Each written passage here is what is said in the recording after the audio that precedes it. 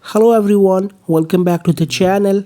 If you installed Windows on your Mac using Bootcamp and now you don't use it anymore, but your storage still looks confusing, this video will help.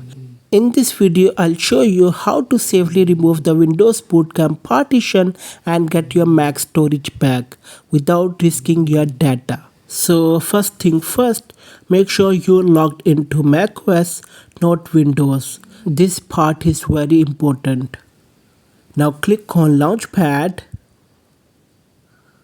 go to Other and open Bootcamp Assistant.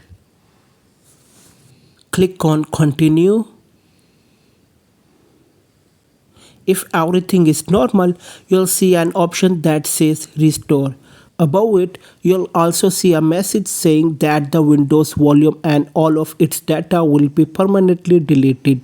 That's totally fine, it just means Windows will be removed from your Mac. So go ahead and click Restore.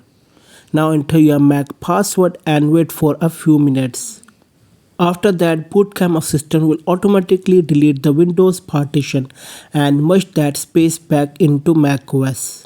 And that's it, your storage is back to normal.